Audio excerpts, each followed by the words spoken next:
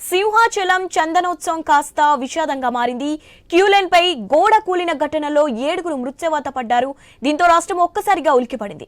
మృతుల కుటుంబాలను పరామర్శించేందుకు నేతలు క్యూ కట్టారు. ఇక బాధిత కుటుంబాలను ఓదార్చడంతో పాటు మృతదేహాలను వారికి అప్పగించే వరకు మంత్రులు అనుక్షణం పర్యవేక్షించారు. ఇక ఇదే అంశానికి సంబంధించి పూర్తి సమాచారం మా విశాఖ ప్రతినిధి రాజు అందిస్తారు. సింహాచలం అప్పన్న నిజరూప దర్శనం కాస్త విషాదకరంగా మారింది. ఉదయం 2:30 గంటల సమయంలో భక్తుల మీద క్యూలైన్లో ఉన్నటువంటి భక్తుల మీద పడినటువంటి ఒక గోడ 7 జీవితాలను అయితే నాశనం చేసిందని చెప్పుకోవాలి. దైవ దర్శనం కోసం వచ్చినటువంటి భక్తుల్లో 7గురు మృత్యువాత పడడం ఈరోజు రాష్ట్రం ఒకసారిగా ఉలిక్కిపడింది. ఏదైతే ఒక గోడ నానిపోయి వచ్చినటువంటి వర్షం కారణంగా గోడ నానిపోయి భక్తుల మీద పడిపోవడం, అందులో 8 మందికి తీవ్ర గాయాలు, 7గురు మృతి చెందడం అయితే చాలా విషాదకరమైన ఘటనగా చెప్పుకోవచ్చు. ఈరోజు ఉదయం నుంచి కూడా ఇప్పటి వరకు కూడా చూసుకుంటే మొత్తం రోజంతా కూడా ఈ విషాద ఘటనలో చాలా రాష్ట్ర వ్యాప్తంగా ముఖ్యమంత్రి, ఉప ముఖ్యమంత్రి, ప్రతిపక్ష నాయకులు, పార్టీల నాయకులు, ఇతర రాజకీయ పార్టీలకు చెందినటువంటి నేతలు అందరూ కూడా ఆందోళన, ఒక షాక్ గురైన పరిస్థితిని చూసాం. వాళ్ళందరూ కూడా కుటుంబాలకైతే సానుభూతిని తెలియజేయడం జరిగింది. మొత్తానికి ఏదైతే దైవ దర్శనం కోసం వచ్చినటువంటి భక్తులు మృత్యువాత పడడం అనేది చాలా దారుణమైన ఘటనగా చాలామంది అయితే అభిప్రాయం వ్యక్తం చేశారు. చాలా విషాదంలో ఈరోజు అయితే విశాఖపట్నం మునిగిపోయిందని చెప్పుకోవచ్చు. ఎంతో పుణ్యం వస్తుందని చెప్పి దైవ దర్శనానికి వచ్చి తీరని లోకాలకి వెళ్ళిపోయినటువంటి 7గురు ఈరోజు మృత్యువాత పడడం అయితే ఆ కుటుంబాల్లో చాలా విషాదాన్ని నింపింది. వాళ్ళకి తిరుగురాని నష్టాన్ని, తీర్చలేని నష్టాన్ని కూడా మిగిల్చిందని చెప్పుకోవచ్చు. ఇక సంఘటన జరిగిన వెంటనే కూడా ఎన్డీఆర్ఎఫ్ బృందాలు, ఎస్టీఆర్ఎఫ్ బృందాలతో రాష్ట్ర హోంమంత్రి అయితే సంఘటనా స్థలంలోనే ఉండి పర్యవేక్షణ చేసి శిథిలాల మధ్యలో చిక్కుకున్నటువంటి ఆ మృతదేహాలను బయటకు తీసి వాటిని పోస్ట్ మార్టం నిమిత్తం కోసం విశాఖ కేజీహెచ్కి తరలించినప్పటి నుంచి కూడా సాయంత్రం 4:30 వరకు జరిగినటువంటి కార్యక్రమంలో ఒకవైపు జనసేన పార్టీకి చెందినటువంటి పిఎస్సి మెంబరు మంత్రి నాదెండ్ల మనోహర్, మరోవైపు జనసేన పార్టీ నాయకులు, ప్రతిపక్ష పార్టీ వైఎస్ఆర్ కాంగ్రెస్ పార్టీకి చెందినటువంటి మాజీ మంత్రి గుడివాడ అమర్నాథ్తో సహా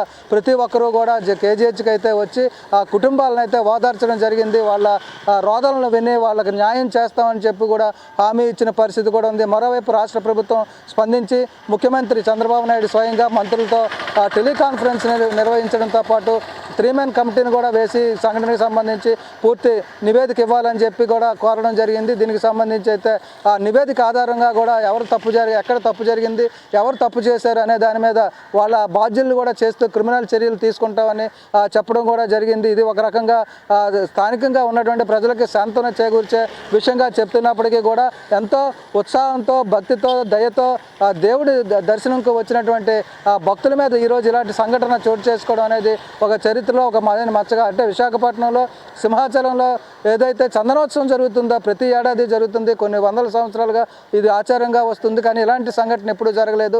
ఈరోజు ఇదొక మాయని మచ్చగా చందనోత్సవంలో ఉంటుందని చెప్పుకోవచ్చు.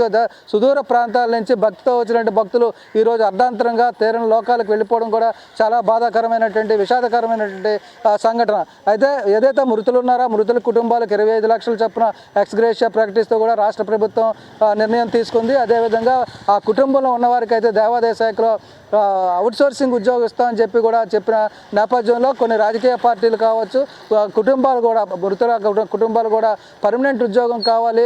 ఏదైతే గతంలో విశాఖపట్నంలో ఎల్జీ పాలిమర్స్ ఘటనలో అప్పుడు ప్రభుత్వం ₹1 కోటి ఇచ్చిందో ఆ విధంగానే వీళ్ళకి కూడా ఇవ్వాలని చెప్పి డిమాండ్లు చేసినప్పటికీ కూడా ప్రతి కుటుంబాన్ని ఆదుకుంటామంటూ ప్రభుత్వం తరఫున రాష్ట్ర హోంశాఖ మంత్రి అనిత అయితే హామీ ఇవ్వడం జరిగింది. అదేవిధంగా వాళ్ళకి ప్రకటించినటువంటి ఎక్స్గ్రేషియా కూడా ఈరోజు రేపట్లోనే కుటుంబాలకు అందజేస్తామంటూ కూడా హామీ ఇవ్వడం జరిగింది. మొత్తానికైతే ఇందులో ప్రధానంగా జనసేనకు సంబంధించి కూడా క్రియాశీల సభ్యులుగా ఉన్నటువంటి ఇద్దరైతే మృతి చెందడం కూడా ఆ పార్టీకి తీరని ఆవేదన మిగిల్చిందని చెప్పుకోవచ్చు. దీనికి సంబంధించి మంత్రి మనోహర్ మాట్లాడుతూ ఆ కుటుంబాలను ఎలా ఆదుకోవాలి, భవిష్యత్తులో వాళ్ళకి ఎలాంటి హామీ ఇవ్వాలి, భరోసా ఇవ్వాలి అనే దాని మీద కూడా పార్టీ నిర్ణయం తీసుకుంటుందని చెప్పారు. ఓవరాల్గా చూసుకుంటే ఉదయం 2:30 గంటల నుంచి సాయంత్రం 4 గంటల వరకు కూడా ఈ పోస్ట్ మార్టం నిర్వహించడంతో పాటు పోస్ట్ మార్టం ఆ మృతుల బాడీలను అయితే కుటుంబాలకి అప్పచెప్పినంత వరకు కూడా రాష్ట్ర కాంగ్రెస్ ప్రభుత్వం తరపున మంత్రులందరూ కూడా ఇక్కడే ఉండి వాళ్ళకి అండగా నిలబడి కష్టంలో మేము ఉన్నామంటూ ఒక హామీ ఇచ్చి ఏదైతే సంఘటన జరిగిందో ఆ సంఘటన